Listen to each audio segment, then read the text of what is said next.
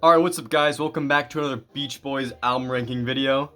It's been a long fucking time. It's been over a month. I'm so sorry. Just been so preoccupied with other things and just haven't been able to record these lately or just haven't been in the mood to. But I miss it. I miss doing these and I have about half of the albums left, and all the ones left are pretty much all of my favorites, all of some of my favorite albums of all time. So I'm gonna try to get as many done as I can and as soon as I can, get as many done as I can as soon as I can, because I love all of these records and I have so many good things to say about them. So this is my first one back in a fucking month, and this one's gonna be kind of rough. I know, just because it's been a while. I'm out of it, but you know what?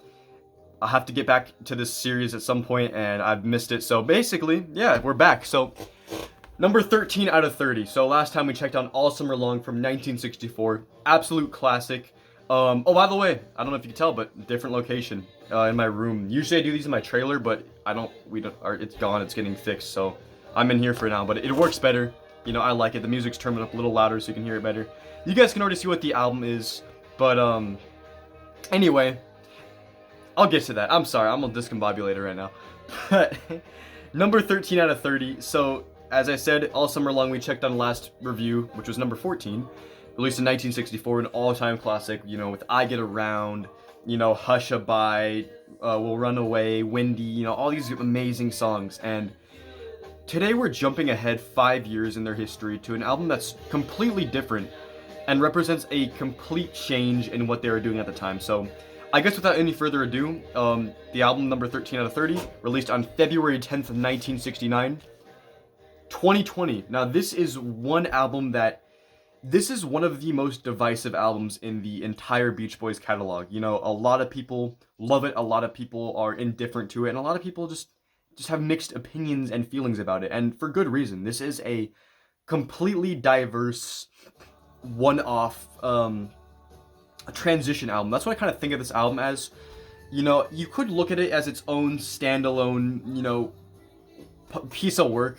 And in a way, it does work as that, but really to me, this one feels more of a transition from the Beach Boys we knew of the 60s to the 70s mature Beach Boys. This is basically their album of maturity. Well, I mean, Sunflower was their album where they really grew up and, you know, found their new style that they wanted to do, which was the album after this, which we'll get to in a while. But with this one feels a lot more like a transition to that sound, a lot more of a transition from the youthful sound they had to the more mature sound. And you know, for that reason, there's a lot of different things about this album that hold it back from being top 10, but at the same time, there's some tracks on here and a lot of things about this album that are just fucking awesome. And ranking this one's really hard because it is unlike any of their other records, and I do have a lot of things to say about it. So, you know, it's been a while since I've done one of these reviews. I don't know how long this one's gonna go. I'm gonna try to make it under, you know, like 29 minutes. That's usually what they end up being. So I'm gonna see how long this turns out to be, but we'll see. So 2020. So as I said, it was released on February 10th, 1969. So their one and only album that year. Their first album, their only album that year. And this one wasn't as well. I'm okay. So I'll kind of give a little backstory. All right. So don't want to backtrack too much, but we all know what happened. You know, Pet Sounds came out, revolutionized everything. And they started working Smile. Smile never came out, and basically after Smile, after Good Vibrations, they just started becoming irrelevant to the general public of music, you know? People were disappointed and let down that Smile never happened because it was so highly anticipated. So when it didn't happen, you know, Rolling Stone magazine and the press and the public kind of just blacklisted them from everything because, you know, Smile not coming out was a big letdown, and people were really, you know, not exactly, it's not that they weren't into what the Beach Boys were releasing at the time, it's just that Capitol Records especially was promoting them as a surf band, and they were still known as that surfy, corny, summertime band, and music at the time in 67, 68 was changing so drastically. You know, the whole psychedelic era, people were taking themselves more seriously, and the Beach Boys stuck out like a sore thumb, and it really just did not do well to their record sales and their general popularity in America. So, you know, you had Smiley Smile, Wild Honey, Friends, all fucking amazing albums, but they just did not do as well as any of the albums before that. And then any of their singles didn't do as well either.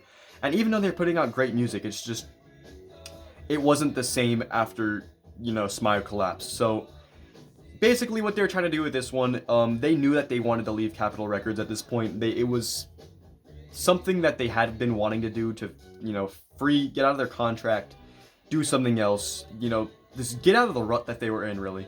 And so basically what they did is, instead of going into the studio at like late 68 and early 69 to record a brand new record of songs and, put out something super, super strong, they kind of just hobbled together a bunch of tracks that they had just to fill out like a contractual obligation. Basically, that's what this album was, a contract, an obligation to their contract. And, you would think, if it's just like a rush together, contractual obligation of an album, then why is it so high? And I'll get to that. There's lots of fucking amazing things that I love about this record, and it's just an interesting one to talk about. There's just a lot of things to say. So anyway, I'm sorry, I'm talking so fast, and it's been so long since I've done one of these, so I'm trying to get back into the groove of it, so just stick with me here. So, basically, they had the 3 lo-fi albums, they're called the Lo-Fi Trilogy. All fucking amazing pieces of work, but they just did not chart well, and the general public didn't receive them as well as they wanted to. So, during about 67 to late 68, basically, they had recorded a bunch of work with Brian in and out of the studio, with Dennis coming up and starting to write his own songs. Carl was starting to produce. Bruce was starting to produce, doing his own thing. Al and Mike were doing their own thing. So basically, this was kind of a time of, individualism within the band. Not like they were falling apart, just they were trying their own things. And, they were coming up with all this cool stuff, but none of it was really a group effort. Some songs were, but a lot of the time it was one of the dudes would write a song, and then someone would come in and overdub something, or Brian or Carl or Bruce would go and produce it. Mike would write lyrics. So it was kind of all over the place. So instead of an album like Pet Sounds or Sunflower or, Love You, where it was a very clear intent to construct an album of all, uniform songs, this album came together as a collection of completely different songs from different recording sessions from different members. And that's one of the reasons why it stands out so unusually in their catalog, because it's so different, but at the same time, the work on it is so great. So, basically, I guess a little more backstory I can provide is they weren't really planning this album, but they were releasing songs at that point, singles, and the first of them, actually, I think it was the second. Okay, so it's kind of hard to talk about all this stuff right now. I'm sorry, there's a lot of thoughts in my mind. Also, for these reviews, just know I don't write anything down, so this is all off the top of my head, and not doing this for a month. Damn, I forgot how much I miss talking about these guys. Anyway, so as I said, Smile collapses. They don't gain the same level of traction as they once were. But in 68, they were writing some more songs, and in like mid-early 68, they put out a single, Bluebirds Over the Mountain, backed with Never Learn Not to Love. And both of those appeared on this album. Both are technically covers. And that one didn't do like amazingly well, but it was really well received. People liked it. It became like a minor hit for them in Europe, I think. Maybe a bigger hit in Europe, I think. But in America, it didn't do that greatly. But it's still a great single, and we'll get to the songs and what I think about them later. But that kind of kickstarted the, not really anticipation, but kickstarted like the vibe of this album that, they were kind of hinting that it would come out. So that single came out, and then later in 68, mid to late 68, I think at this point, they released the basically premiere single from this record, which was Do It Again, backed with I Can Hear Music. And if I'm wrong, I'm sorry. Oh wait, dude, you know what? Shit, I actually don't even know. So they released Do It Again as a single, which is the lead-off track of this album. You guys probably know that. If not, we'll get to that. But Do It Again was released as a single. I cannot even fucking remember what the B-side was at all. Someone let me know. I'll look and I'll see what it was. I'm gonna sound stupid, but anyway. Yeah, so they released Do It Again as a single later in the year. Some song was backing it. I don't remember. It could have been I Can Hear Music or something else. I don't know. But anyway, that one did amazingly in Europe. Do It Again went to #1 in Europe, or in the UK, and was their second #1 in the country. And it went to number 20 in America, which wasn't bad. So it was a pretty big hit. And it kind of got the interest for them going a little bit. Not what they wanted, but more than they had been getting, like the past 2 years, 67, 68. So anyway, Those two singles come out. They didn't do amazingly, didn't do anywhere near as good as their, 62 to 66 singles, their peak years. But he still did good, and it kind of gave the band a little more enthusiasm to the new record and the new songs they were doing. So basically, instead of, it's kind of hard to word all this, but I was basically gonna say they went in the studio and started recording their new album, which isn't true at all, because as I said earlier, this wasn't really a put together album in a way that we know albums as. It was just constructed from a lot of different sessions and tracks and everything. So basically, they had all these songs recorded, Brian's songs that he had never put out, and Mike started doing things, Dennis started writing songs, Bruce had a song. So really, I guess we can finally just get into the album. So to start, the album cover. I fucking love this cover, and what's really interesting about it is no Brian. This was the first Beach Boys album cover that had no Brian on it. I mean, but I'll get to that. So anyway, on the cover, you have Al, Bruce, Carl, Mike, Dennis, look fucking cool. Fresh ass fucking outfits on the red background with the black border, cool text.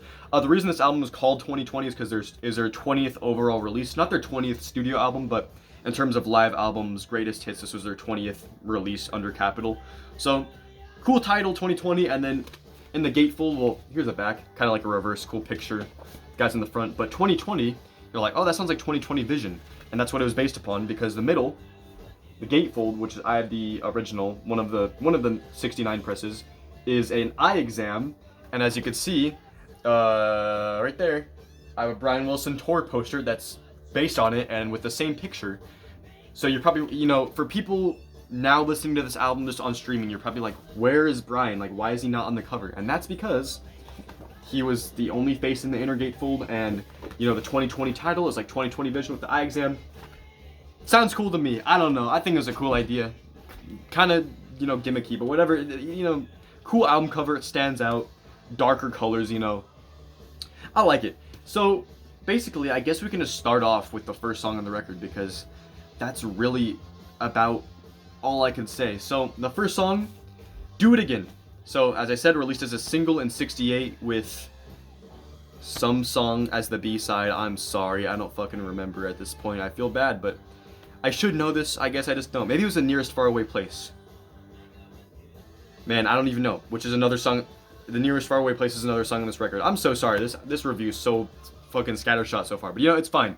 So first review back in a while, so just bear with me. So Do It Again, first song on the record, the biggest single off of this album, the biggest hit, and this was basically them harkening back to their surf sound that they had abandoned, like 5 years before. So the Beach Boys were known as a surf band in the early 60s, and that's kind of their whole image and sound for like a year or two.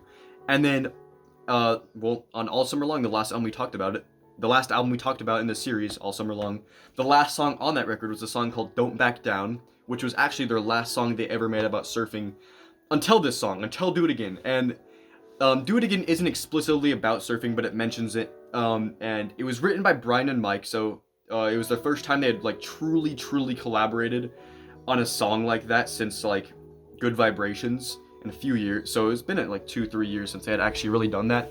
So Do It Again opens the album.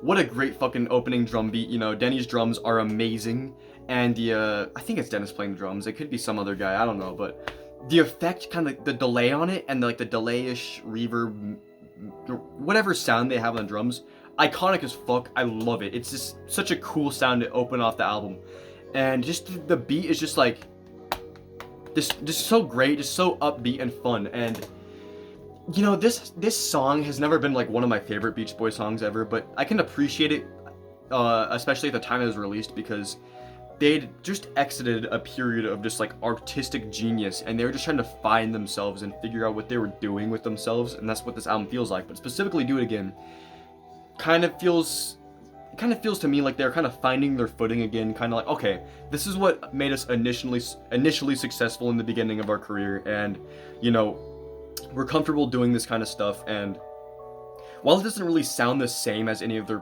prior like surf hits, it has the same sort of like happy fun vibe, and I can appreciate that.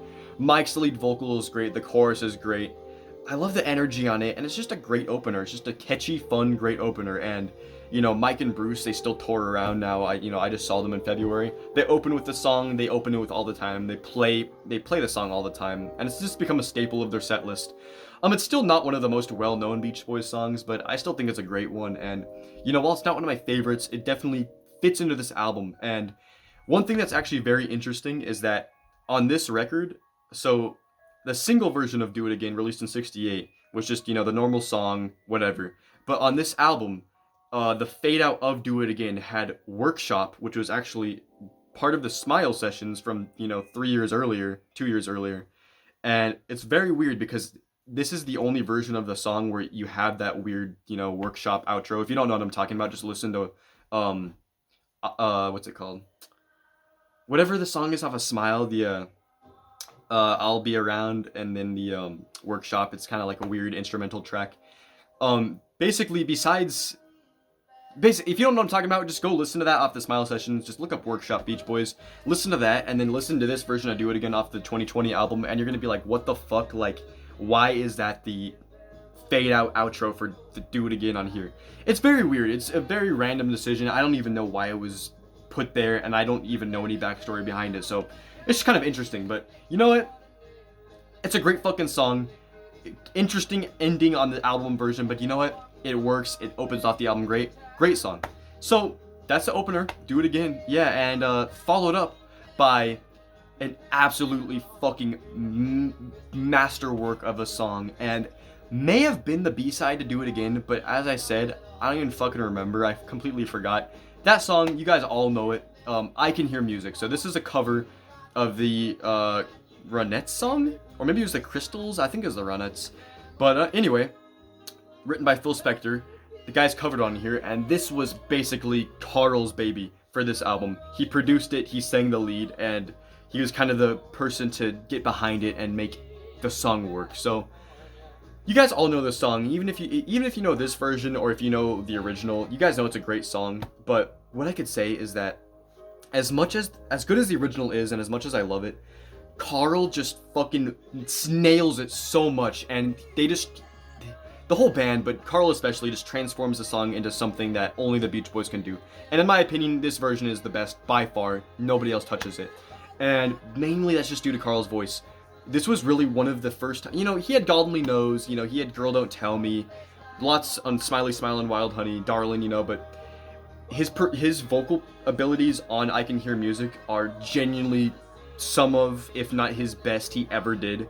And man, it's just so fucking breezy and smooth and just flows so well. The vibe is it just lifts your spirits up so high, and it's just such a happy song. And if you haven't heard it, go listen to it, because you're gonna, I guarantee it'll be one of your favorite Beach Boys tracks after you've heard it, if you've never heard it before. And what else can I say? It was an amazing cover, and they just completely did it justice and blew away the original. And yeah, I love it. I Can Hear Music. One of the best on this album, and it's a cover, but you know what? They did such a good job that it deserves all the recognition it gets. Next, another cover. So you'll notice the theme of this album. There's a lot of variety. So the next song is called Bluebirds Over the Mountain. It's written by a guy named Ursel Hickey in '58. And this is like a more, American 50s, country, not really country, but sort of that country kind of vibe. And there's another song with a country vibe on this record. We'll get to it. But anyway, Bluebirds Over the Mountain. This one, dude, okay. A lot of people seem to have differing opinions on this song, especially this album version, because, well, actually no, different song. I'm sorry. We'll get to the song later. It's another cover on the album. You'll see a pattern with the covers on here. Anyway, just in general, people have just seen a lot of mixed opinions on this song, but personally, I fucking love it. Dude, the energy, the drums, the bass line that Al plays, the harmonies, Mike's vocals, like, dude, I went on a bike ride recently, and I was on top of the mountain, me and my friend were riding around, and I was listening to the song, and it's just, the way it sounds is just, like, so uplifting. Same with I Can Hear Music. And again, it's a cover, so it's not like their own original thing, but dude, fucking awesome. Love it so much, and it's just a great song. Another cover. So first 3 songs in here just hit it out of the park, in my opinion. All great, high energy. Just one of the reasons why I love this album so much. But they're all so different. You have an original song going back to surfing. You have a cover of an early 60s song that they do better, and then they have a cover of a late 50s song that they do better, in my opinion. I think they did the definitive versions of both of the covers on here. Anyway, goes into track 4, written by Dennis. So one of his earliest songs, you know, he had 2 songs on Friends, but those were with a lot of help from Brian. So this was really like his first main solo song, like the first song that he really did all of the work, and Be With Me. So this one's a super pretty ballad, very Phil Spector, you know, wall of sound production, but man, I love this one. The chorus is just so, just not even energetic, just so angelic. His vocals are so great, and the harmonies just kick in and just take you to a different world. I love the instrumentation. You know, like the timpanis, just like the big drum sound. So good, and not a lot of people know this song, but I fucking love it. It's definitely one of my favorites on this record, along with a lot of other songs. There's a lot of things I have to say. I'm just gonna get through the rest of the track list quick so I can get through with the rest of my thoughts so I don't run out of time. But Be With Me. After that, I'm pretty sure is All I Want to Do. So basically, you guys know the song All I Want to Do from Sunflower, one of their absolute best songs. Anyway, on here, Dennis wrote a song called All I Want to Do, not wanna, but want to. And this is just a completely hard rock, you know, high energy song sang by Mike. And this isn't like an artistic masterpiece or anything, but it's super fucking fun, high energy, just sounds really great. It's just, you know, picks up the energy after Be With Me, and Dennis did a great job writing it, and I really like it. There's nothing really much more to say, except it's about sex, and at the end, if you listen closely, you can hear Dennis having sex with someone, very faintly, but if you listen close, you can hear the moans and shit, and the bed rocking. Very interesting. Go check it out. Next, closes up, I'm pretty sure it closes up the first side. Let me just check real quick. Yeah, so The Nearest Faraway Place. This is an instrumental written by Bruce. So this was Bruce's first writing contribution to the band ever. And, man, you can really just tell that his sense of musicality in terms of the theory he knew of music was so much higher than the rest of the guys. Not saying he was a better musician than any of them, because, you know, obviously he wasn't better than Brian. Not even close, but just his musical knowledge of, you know, the theory behind it was definitely the most well-trained, and you could hear it on his keyboard, you know, piano, whatever sound he uses. Really cool, very, very mesmerizing, sorta. You know, very, like, spacey vibe. It's really cool. It's unlike anything else they ever did, and I recommend you check it out. Next up, opens up side 2, is another cover, this time from Leadbelly. I think it's Leadbelly. Huddy Ledbetter, I think that's Leadbelly. Al sings this one, Cotton Fields. What a fucking great fucking song. Okay, so as most of you guys know, CCR did their own version of this song, which probably is the best version, but Al sings it so great on this record. It was also released as a single, but I'm pretty sure, oh, do you know what? Maybe that's it. I think it was actually, yeah, I'm pretty sure Do It Again and Bluebirds Over the Mountain was a single, with Bluebirds Over the Mountain as the B-side. So there we go, I figured it out. So Do It Again was the A-side, Bluebirds Over the Mountain was the B-side. So there was that first single, or maybe it was the second single, I don't remember. But one of the other singles was Cotton Fields with Never Learn Not to Love. And if I'm wrong, I'm sorry, correct me, I'll look at this later, but I'm pretty sure that's right. Anyway, opens up side 2, Cotton Fields, cover of the traditional song. And, you know, while CCR did their own version, which I think is great, Al just does such a good job on the vocals, so clean, and the instrumentation and production is just so much more luscious than the CCR version. So in my opinion, this is my favorite version of the song, but you can listen for yourself. You know, this album mix is much drier and scarce compared to the single version, which was a lot more, you know, a lot more horns, a lot more, you know, a lot more stuff put into it. But, you know, this version, I actually prefer it. It sounds just more like a rock song to me, so I like it for that reason. Anyway, next up we get into I Went to Sleep. So this was actually Brian's contribution. Well, you know, besides Do It Again, which he did write, but this one was not just Brian and Mike. I'm pretty sure this was just Brian. So it was Brian and Carl. So I don't know what Carl did. I think he produced it. But anyway, this one's just a lazy song. It's sounds like it could have been on Friends. Like, for me, you know, if I were to add any songs to Friends, which I don't think you could add any songs to Friends. Friends is just a perfect album in itself. This song to me, I Get to Sleep, or I Went to Sleep, is that same exact vibe, which I'm pretty sure is recorded during or after, like right after the Friends sessions. It's just about like going to the park, watching the gardeners mowing the lawn, watching the sprinklers turn on, laying down, going to bed. That's about it. There's nothing to it, lyrically, but harmonically and melodically, it's so beautiful. And such a short song, but such a pretty song. And hearing Brian's voice on the album is really nice. It's just such a great song, and leads into another song written by Brian, "Time to Get Alone." So this is a super underrated track, in my opinion, one of their absolute all-time best. And this was actually intended for the band Redwood, which would later turn into Three Dog Night, a super popular late '60s, early '70s band. So Brian wrote this song for them to record, and I think they actually did their own version, but they never ended up releasing it or anything. So the Beach Boys just ended up recording it, they ended up recording it, putting it on this album, and calling it their own. And Carl sings it, and they do like great crazy harmonies on the choruses with Al as the high part, and like just how they usually do. And man, it's just such a fucking amazing track, man. The energy, the vibe, the lyrics, the bridge, oh my god, when it gets into that different vibe during the bridge, just harmonically and melodically perfect. Check it out if you haven't. I can't really put into words how good it is, besides you guys just listening to it. But anyway, what a fucking amazing track. And then ends off, well, the album doesn't end off, but the original newly recorded songs ends off with a song called Never Learn Not to Love, written by Dennis. Dennis wrote it, I put in quotes here because I'll get to it. Okay, so usually I try not to extend these reviews past 30 minutes, but as you can tell, I have a lot to say about this one. It's been a while, so I'm gonna extend this one past 30 minutes. Fuck it, there'll be 3 parts on Instagram. Whatever. Anyway, so since I actually have more time to talk about stuff now, since I'm not limiting myself, I think with these upcoming album reviews, because I love these albums so much and have so much more to say about them, I'm gonna actually just cut off my 30-minute limit. So I'm just gonna go over the time limit. Whatever, it's fine.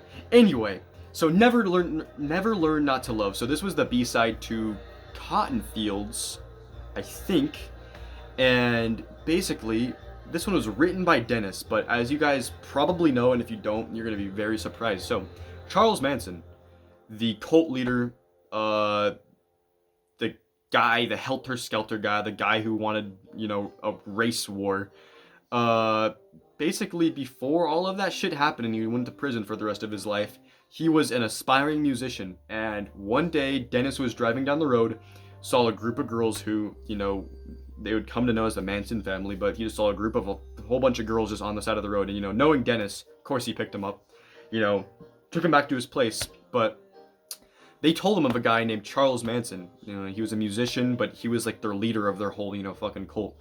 And Dennis thought he was super cool. So, Dennis brought him to his house one time and, hit it off really well with him. And basically it started a short relationship between Charles Manson and the Beach Boys. So, really fucking crazy. Anyway, as a musician, Charles Manson wrote his own shit, and one of his songs was called Cease to Exist. It's been released now. It was like an acoustic demo. But anyway, basically, part of the backstory was that the band promised Charles, well, they didn't really promise him, but the band took Charles Manson into the studio to produce some songs for him. And Dennis really liked the song Cease to Exist, so basically what he did was he took it as his own, changed up the melody and the whole vibe of the song, but he kept pretty much like, he basically built a new song off of the blueprint that Charles Manson wrote. If you listen to the songs side by side, Cease to Exist next to Never Learn Not to Love, very different, but, they were, Dennis based Never Learn Not to Love off of Cease to Exist, took some of the lyrics, took like the whole vibe. So it's very fucking weird looking back because it's written by Charles Manson. So you listen to this album and it's crazy.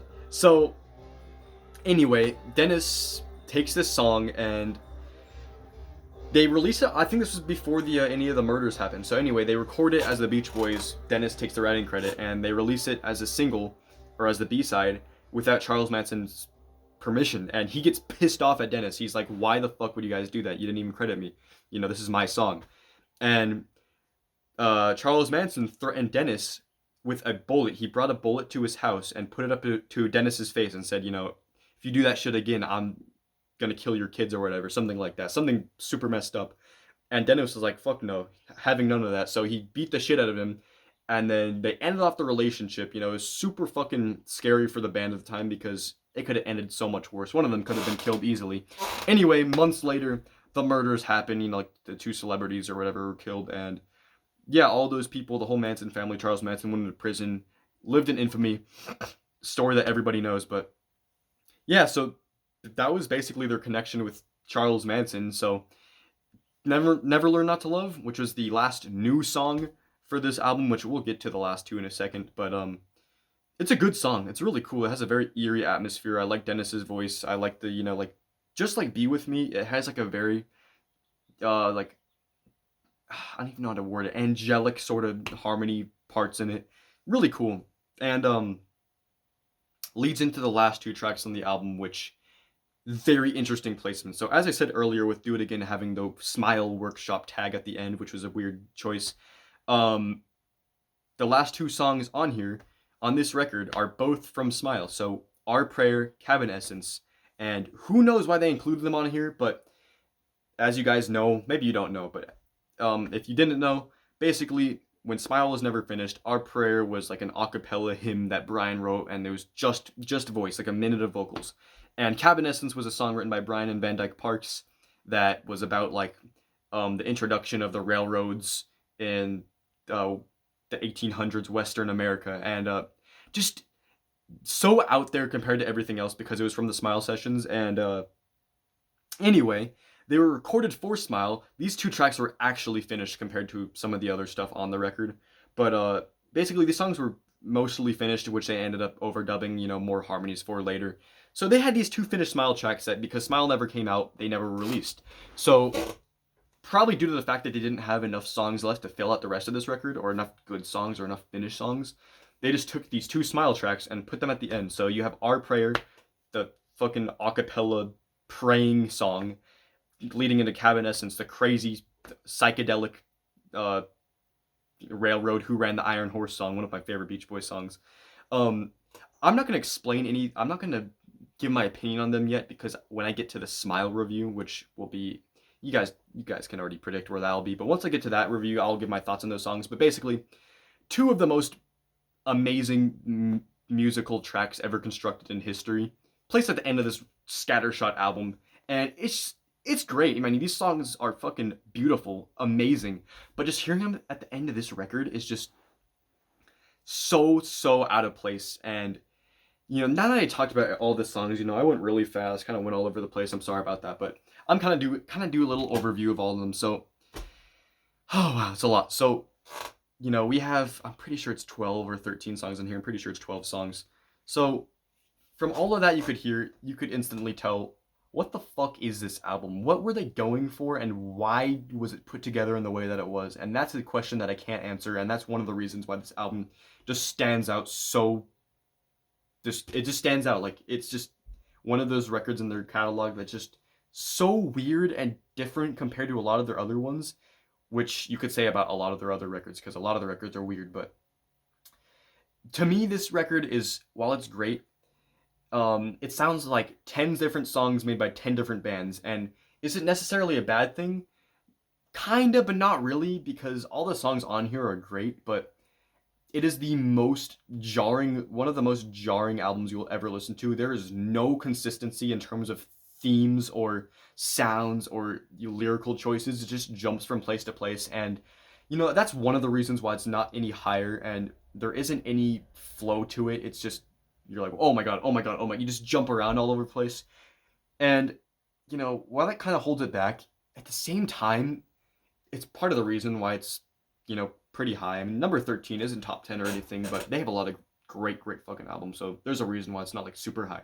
Anyway, it's just a lot of different sounds. So you have Do It Again, going back to surf rock as the opener. You have I Can Hear Music, a beautiful fucking ballad. Well, not even a ballad, just a cover of a classic that they did better. Bluebirds Over the Mountain, with the guitar, and I guess I should kind of get in more to the instruments and sounds they use on each song, which I didn't really do. But again, I'm sorry. First review in a month. It's been a while. I kind of need to get back into the groove of things, but Do It Again, very rhythmic. The drums are great. Everything just sounds great. I Can Hear Music is breezy, very fresh, very open. And then Bluebirds Over the Mountain is like super rocky with like a distorted lead guitar from Carl. Be With Me is just super, super, angelic and big and wall of sound. All I want to do is just another rock song, but this time even more than Bluebirds Over the Mountain. Just probably one of the heaviest songs they ever did. I mean, it's not like a heavy song or anything, but for the Beach Boys, it is. Um, Nearest Faraway Place is just a dreamy, spacey keyboard instrumental from Bruce, which is it's different. It sounds cool. I like it a lot. Cotton Fields is a country cover of all things, but they made it rock. Fucking awesome. Um, what else? I'm trying to remember. I Went to Sleep is like sort of a swing kind of this very low key, lo fi sound that sounds like it could have been on Friends, so completely different from a lot of the other songs. Time to Get Alone is just a pure like progressive pop masterpiece. Just beautiful melody, harmonies are just so perfect. Everything about it is just perfectly produced. And then you have Never Learn Not to Love, Charles Manson's song basically. So that's pretty interesting. Another thing, so you have the four covers on this record, right? Well, okay, Never Learn Not to Love is not technically a cover, but it kind of can be because it was based off of Charles' song. So, let me think right here. So you have Cotton Fields, and then I Can Hear Music, and Never Learn Not to Love. So those are three of the covers, and you also have Bluebirds Over the Mountain, but I'm not going to count that for this. So anyway, those three songs. So I Can Hear Music, Cotton Fields, and Never Learn Not to Love. So I Can Hear Music was written by Phil Spector and then another guy. Cotton Fields was written by Leadbelly, and then Never Learn Not to Love was written by Charles Manson. Who knows how much of the original like was in it? It's mainly Dennis's thing, but based off of Charles Manson. Anyway, so written by three separate guys, but the big thing about them, all three of them were murderers. They all killed people. So it's like, is this album cursed? Because you have three covers of three great songs, but written by people who committed murders or influenced murders, So that's just a topic I had to point out. I don't even know if that's, part of this album at all, part of the backstory or anything. It's just something interesting to point out. I saw it in a Reddit comment or something. Interesting. I'm sorry. Going off on a tangent here. And then, so you have those songs, which are all fucking completely different from each other, just wildly different.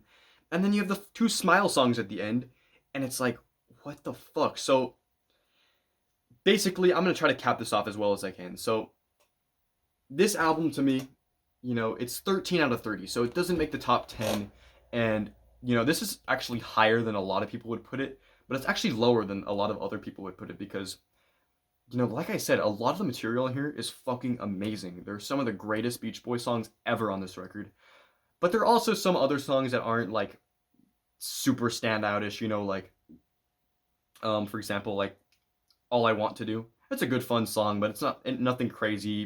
Bruce's instrumental, super pretty, but nothing that stands out crazily in their discography.